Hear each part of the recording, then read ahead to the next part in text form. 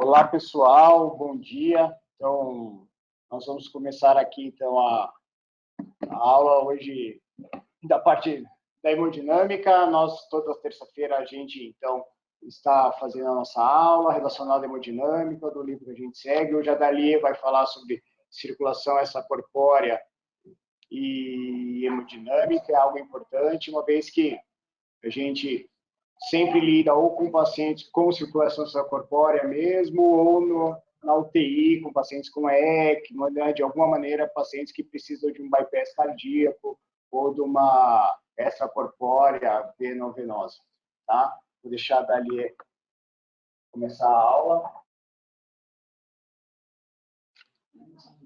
Então, bom dia a todos. Meu nome é Dalia Paula Boico, sou residente do primeiro ano de terapia intensiva do CEPET e eu fiquei responsável por falar sobre a hemodinâmica na circulação extracorpórea. Então, antes de tudo, a gente precisa entender o que é realmente o ECMO, e é bom a gente deixar bem claro que a ECMO ela não é uma terapia curativa nem nada do gênero, ela é apenas uma terapia de resgate que acaba servindo como uma ponte para a respiração do paciente. No caso do paciente que às vezes precisa de um tempo maior de recuperação, para dar um tempo para a parte cardíaca ou respiratória dele, para a decisão de uma terapia duradoura, de um tratamento definitivo, caso a necessidade de um transplante cardíaco, um bypass, como o doutor falou, ou até mesmo para uma tomada de decisão, quando a gente, como médico, precisa de um tempo maior para conseguir analisar bem qual é o caso do paciente, qual seria o melhor tratamento, a melhor decisão a ser tomada para o quadro clínico dele específico. No caso do nosso livro, ele aborda mais a parte da ECMO veno-arterial, é um suporte biventricular cardíaco e respiratório, e as principais indicações seriam a parada cardiorrespiratória, um choque cardiogênico refratário, um ataque ventricular refratário, também os tratamentos já instituídos, e também utilizado no manejo agudo de complicações de alguns procedimentos invasivos realizados. Então, como princípios, aqui a gente tem uma imagem que ela mostra que na ECMO a gente tem duas cânulas. No caso aqui, no número 1 é a cânula de drenagem, que é venosa, e no número 2 a gente tem a cânula arterial, que é a cânula de retorno. Ali no número 3 a gente tem a bomba centrífuga, que é o que drena, é o qual vai drenar o sangue. No 5 a gente tem a parte da oxigenação, onde fica o gás do oxigênio mesmo para oxigenação. No número 6 a gente tem a membrana, que é a que faz a parte, né, como se fosse a membrana pulmonar do paciente, para oxigenação do sangue e liberação do gás carbônico. E no 8 a gente tem uma bomba de retorno, e ali ele mostra no monitor como que a gente vê quando a ECMO está ligada. Então, só a gente comentando um pouco, as cânulas, né, como eu comentei, elas são de drenagem e de retorno. A cânula de drenagem ela vai entrar direto no átrio direito, pela veia femoral e pela veia cava inferior. E a cânula de retorno ela é arterial e acaba entrando pela artéria ilíaca. Então, a bomba ela vai fazer a drenagem do sangue do circuito. Esse sangue ele vai passar pela membrana pulmonar, vai ser reinjetado na aorta através da cânula de retorno, que é colocada na artéria ilíaca. No caso das alterações macrohemodinâmicas, a ECMO veno-arterial periférica, o que ela causa, né? Ela causa um aumento da pós-carga. Quanto maior for o fluxo da ECMO, maior vai ser a pressão sistólica e diastólica final no ventrículo esquerdo, menor vai ser o volume sistólico do ventrículo esquerdo, e apesar de ele acabar resgatando órgãos periféricos, ele acaba diminuindo ainda mais o débito cardíaco. E isso pode levar a uma abolição da ejeção do coração, da ejeção espontânea, né? Uma estagnação sanguínea no ventrículo esquerdo, acabando, né, podendo levar à trombose. O maior risco da ECMO veno-arterial periférica é acabar levando a um edema pulmonar, né? O edema pulmonar ele acaba sendo causado por causa do aumento da pressão diastólica final no ventrículo esquerdo, que é o que acontece no fluxo da ECMO. Quanto maior o fluxo, maior vai ser essa pressão e maior é o risco de causar edema pulmonar. A gente tem algumas estratégias para evitar a causa do edema pulmonar, que seria o aumento da contratilidade, que acaba levando à diminuição da pressão diastólica final no ventrículo esquerdo, a diminuição da pós-carga, que também leva à diminuição do volume final, e a gente pode fazer a administração de furosemida também, que vai acabar aumentando a diurese, diminuindo a pré-carga do ventrículo esquerdo e, consequentemente, diminuindo a pressão diastólica e o volume final no ventrículo esquerdo. A gente também pode acabar tendo, durante a ECMO periférica, a síndrome de Arlequim, que é quando o ventrículo esquerdo ele começa a se recuperar e ele acaba injetando o sangue que recebe da circulação pulmonar. Esse sangue ele é desoxigenado com falha de mistura e tem o fluxo retrógrado vindo do oxigenador. Então, ele vai acabar levando um suprimento inadequado do arco aórtico, levando uma hipóxia de tronco aórtico e cérebro. Os sinais que a gente pode observar no paciente quando ele começa a desenvolver essa síndrome seriam a cianose das extremidades superiores, e as extremidades inferiores vão aparecer mais rosadas, sem a cianose, bem perfundida. A ECMO veno-arterial central. Ela tem um uso limitado devido à maior morbimortalidade, tem o maior risco de sangramento, de infecções e de levar a um AVC. Ela tem como vantagem o fato dela diminuir a pós-carga do ventrículo esquerdo, melhorar o esvaziamento do ventrículo esquerdo e, consequentemente, levar a um menor risco de edema pulmonar. Em relação à microcirculação, quais seriam os impactos? O que o livro traz para a gente é que esses impactos têm resultados conflitantes. Tem alguns estudos que falam que não tem impacto significativo, já outros estudos mostram completamente o contrário. Então, ele não abordou bem essa situação por causa de falta mesmo de resultado mais fidedigno. Então, em relação ao fluxo contínuo da ECMO e o fluxo pulsátil. Em relação ao fluxo contínuo, ele vai acabar aumentando a resistência vascular sistêmica, diminuindo a perfusão do órgão periférico e aumentando a ativação endotelial de distúrbios de coagulação. E, em relação ao fluxo pulsátil, também não tem muitos estudos que demonstram qual seria sua real importância, sua real o desfecho, né? Seria melhor do que o contínuo ou não. Então, em relação à implicação na prática, né? O fluxo sanguíneo, a gente tem que cuidar para ele ser o mais baixo possível, porque ele vai acabar limitando o aumento da pós-carga, limitando o aumento da pressão e do volume final no ventrículo esquerdo e acabar reduzindo o risco de edema pulmonar. A administração de ionotrópicos, ela vai aumentar a contratilidade e, consequentemente, diminuir a pressão diastólica e o volume no ventrículo esquerdo, levando à diminuição do risco de edema pulmonar.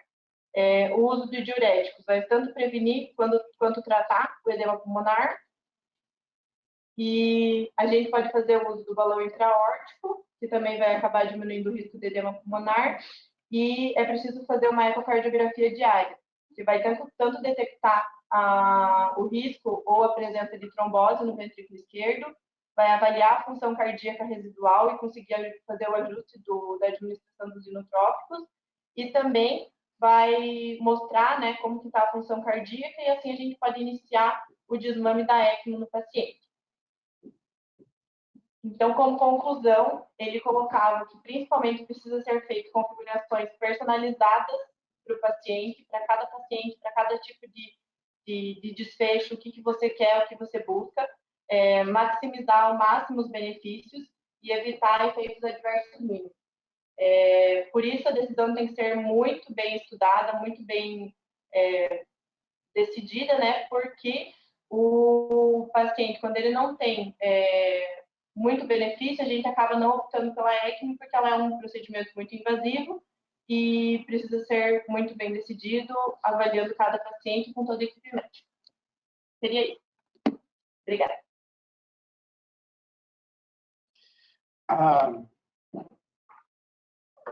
Bom dia a todos, então, novamente. Desculpa nosso transtorno inicial. A gente realmente falou de uma maneira muito reduzida de um assunto extremamente complexo, né? E a gente tem principalmente dois tipos mesmo de ECMO. Você acabou ainda falando de instalação central, instalação periférica. O que a gente acaba fazendo na UTI, na beira do leito, é a instalação periférica. A gente não submete a princípio o paciente à cardiotomia, nem quando a gente vai fazer o bypass cardíaco, a veno-arterial. A gente teve uma discussão do CPET importante há uma semana atrás, na terça-feira passada, em qual, inclusive, a gente até teve cuidado em usar o nome extracorpórea, né, para ECMO, uma vez que a extracorpórea do centro cirúrgico é um pouquinho diferente, mas a ECO ela é uma circulação extracorpórea com membrana de oxigenação. Acho que é importante segmentar que a gente na UTI vai usar mais a veno-venosa e a veno-arterial, dependendo da etiologia da doença do paciente. O paciente ele tem uma doença extremamente pulmonar, unicamente pulmonar, que são os casos do COVID. O paciente ou ele apresenta hipóxia, ou ele apresenta uma retenção grave de CO2 por comprometimento ventilatório. A gente com uma veno-venosa, nós conseguimos resolver o problema do paciente. A gente, então, pode canular duas veias à distância ou até canular a mesma veia com uma cânula única, né? Uma cânula que a gente acaba, então, tendo uma via, entre aspas, arterial e venosa dentro da mesma cânula, imitando como se fosse um catéter de hemodiálise. A máquina, ela realmente tem a estrutura é complexa, a gente precisa manter o sangue aquecido, então temos aquecedores, tem uma membrana de troca, membrana de oxigenação. Na membrana de oxigenação, a gente oxigena e também ventilamos, então a gente consegue controlar a FI de oxigênio e também conseguimos controlar via blender o tanto que nós conseguimos lavar de CO2. Isso nos faz com que a gente controle o pH e a oxigenação do paciente.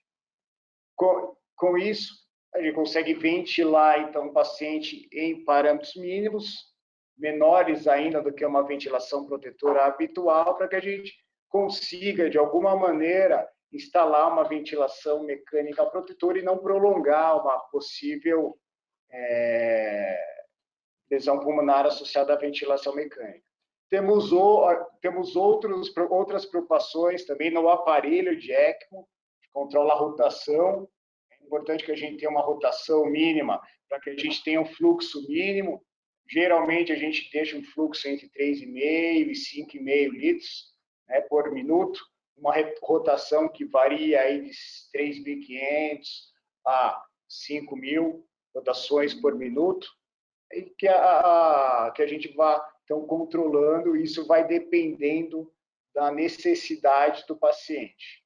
O paciente, quando ele está em ECMO, ele precisa estar anticoagulado, e a anticoagulação também é uma preocupação do médico e da equipe que está atendendo esse paciente, que coloca o paciente em ECMO.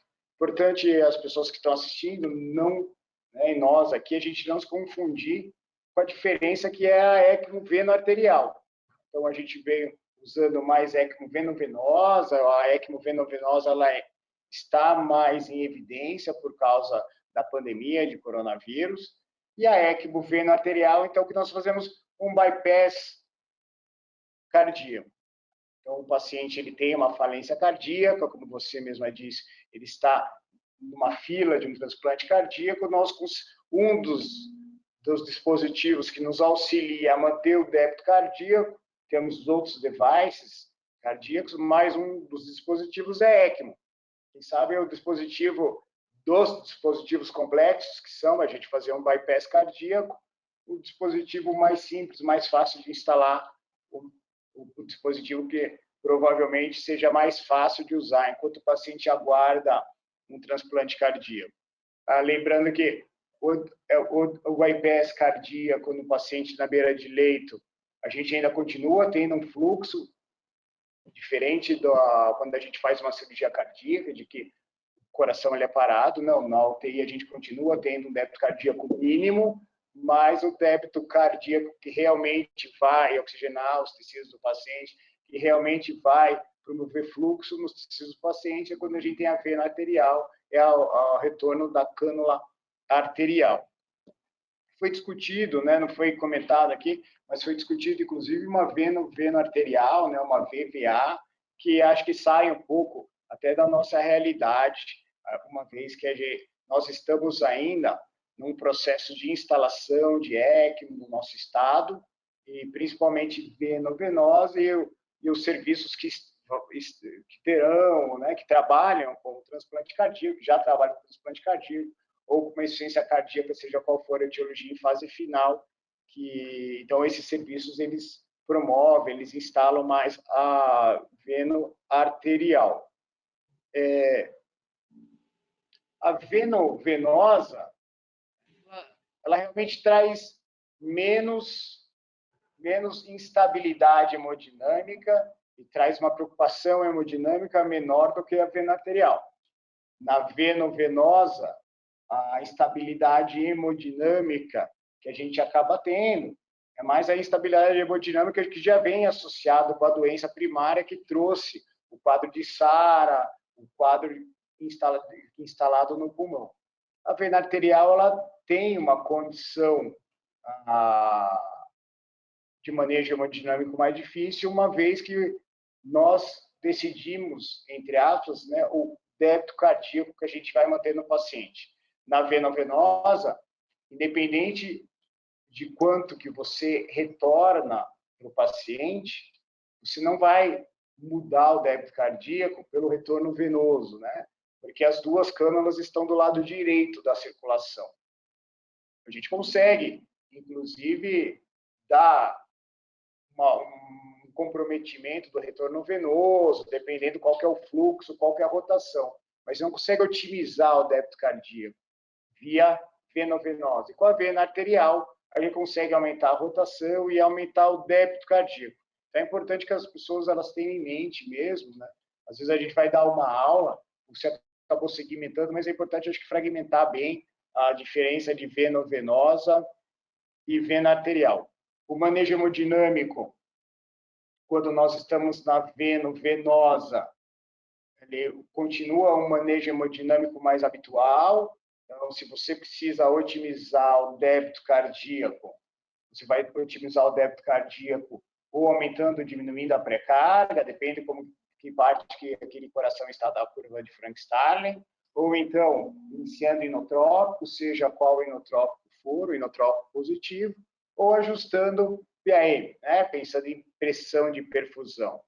No manejo hemodinâmico da vena arterial, como há ainda um fluxo pelo débito cardíaco, já até pode controlar pressões, vasodilatar o paciente, fazer um vasoconstritor, até quem sabe manter um inotrópico para aquele X de débito cardíaco que restou, mas você consegue controlar a hemodinâmica também pelo débito cardíaco da ECMO, uma vez que a gente consegue fazer um bypass e que esse é o objetivo dela, e que muitas vezes o débito cardíaco, né, se o paciente está em ECMO, na ECMO vena arterial, é um débito cardíaco muito ruim, o paciente está aguardando algum tipo de tratamento definitivo.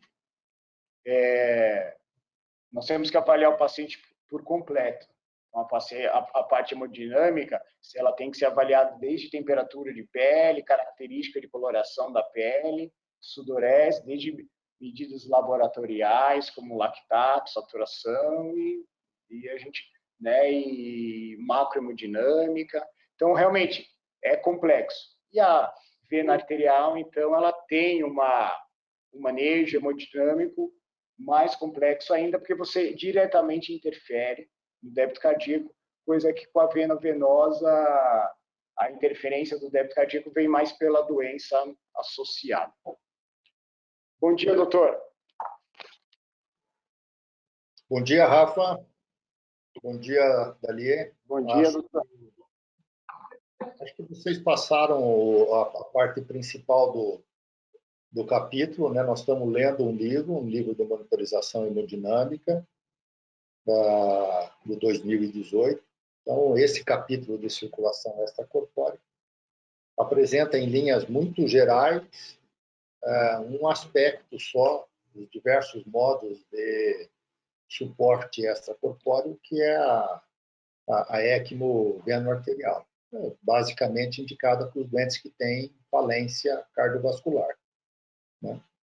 E também precisa deixar claro, como vocês deixaram, que só vale a pena você instalar isso se você estiver dentro de um grupo, de um time que saiba como fazer, porque manejar esses doentes, de modo geral, é mais complexo do que manejar os doentes com ECMO veno-venosa, com indicação primariamente para as disfunções respiratórias. E, nesse caso, o doente é realmente muito mais instável, de modo geral, tem muito mais comorbidades associadas, tem um manejo hemodinâmico mais complexo, posicionamento das cânulas, tem vários itens que são fundamentais de poder estar atento e que deixa o controle desse doente mais complexo, obviamente. Os índices de mortalidade rodam ao redor de 50%, 60%, mais ou menos, quando você está num centro bem posicionado e que tem treinamento, tem equipe especializada para poder cuidar desses doentes. E o segundo elemento é de que ela não é também definitiva. Ela, de um modo geral, ela serve como uma ponte para uma situação cardiovascular que você antevê que, num determinado momento, o doente está morrendo por causa de um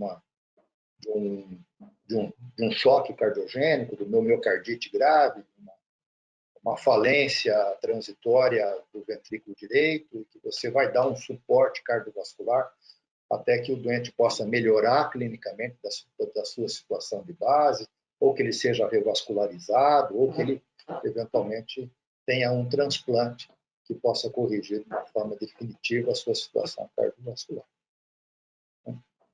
Acho que o capítulo ele não aborda de uma forma mais profunda o manejo cardiovascular desses doentes. A intenção era dar uma ideia das indicações, posicionamento das cânulas, a ideia das principais indicações dessa tecnologia. Acho que essa ideia foi passada. Acho que era isso, Rafa. É isso, Dalier. Estou à disposição de vocês.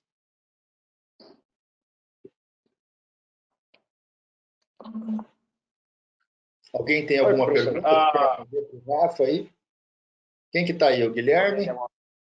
Eu vi?